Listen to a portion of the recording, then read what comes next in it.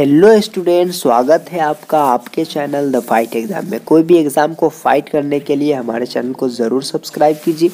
चलिए आज मैं बताने जा रहा हूँ भूगोल के वैसे लघु उत्तरीय प्रश्न जो टॉप 10 क्वेश्चन में से है, और आज मैं सेट आपको बताने जा रहा हूँ, सेट 3। ठीक है, इसीलिए आप इसे याद कर लीजिए और बढ़िया तरीका से आप इसे लिखने का प्रयत्न करेंगे।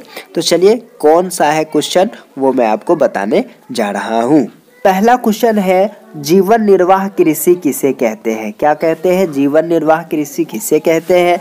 जीवन यापन हेतु की जाने वाली कृषि जीवन निर्वाह कृषि कहलाती है। जैसे चलवासी पशु एक जीवन निर्वाह आर्थिक पद्धति है जिसमें स्थानीय खपत के लिए भोजन, वस्त्र, आवास तथा जीवन की अन्य सुविधाएं जुटाई क्या होती है जाती है।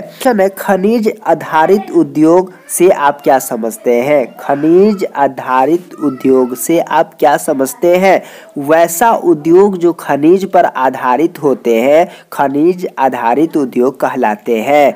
ठीक है, उदाहरण के फलस्वरूप लौह अयस्क खनिज आधारित पदार्थ है, इससे लोहा बनाया जाता है। चलिए अगला क्वेश्चन है, कच्चे माल के आधार पर उद्योग का वर्गीकरण करें। कच्चे माल के आधार पर उद्योग का क्या करना है? वर्गीकरण करना है।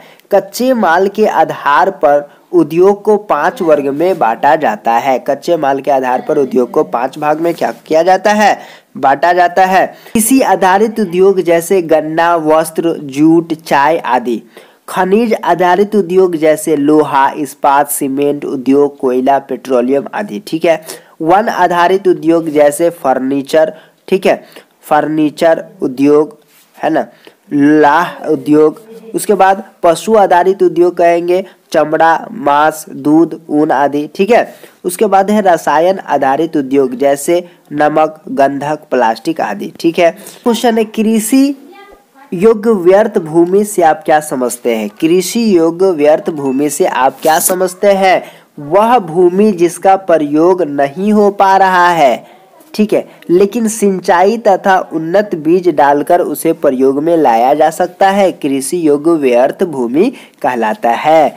वह भूमि जिसका प्रयोग नहीं हो पा रहा है, ठीक है, वैसा भूमि होता है जिसका प्रयोग नहीं हो पा रहा होता है, लेकिन उसमें सिंचाई तथा उन्नत बीज डालकर उसे प्रयोग में क्या किया जा सकता है? लाया जा सकता है। अगला क्वेश्चन है, दामोदर बेसिन के 4 कोयला क्षेत्र के नाम लिखे। दामोदर बेसिन के 4 कोयला क्षेत्र के नाम क्या करना है? लिखना है।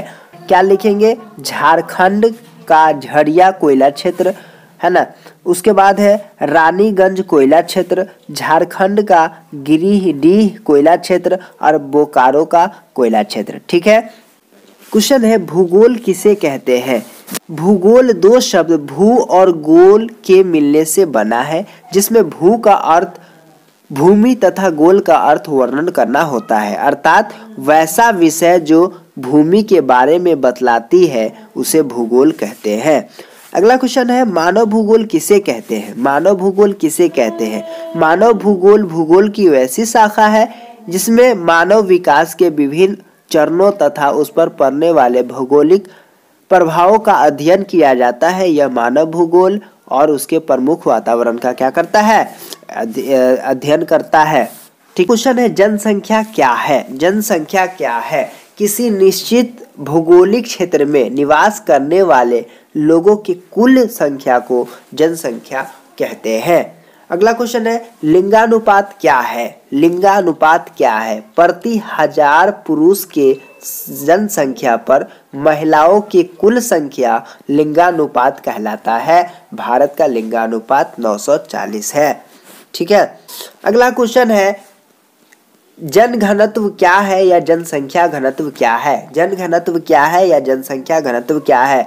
उत्तर है, प्रति 1 वर्ग किलोमीटर क्षेत्र में निवास करने वाले लोगों के कुल संख्या को जनसंख्या घनत्व कहते हैं। भारत का वर्तमान जन घनत्व 382 है।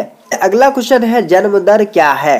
प्रति 1000 व्यक्तियों पर 1 वर्ष में जितना बच्चा जन्म लेता है उसे जन्म दर कहते हैं। भारत का जन्म दर 19.3 है।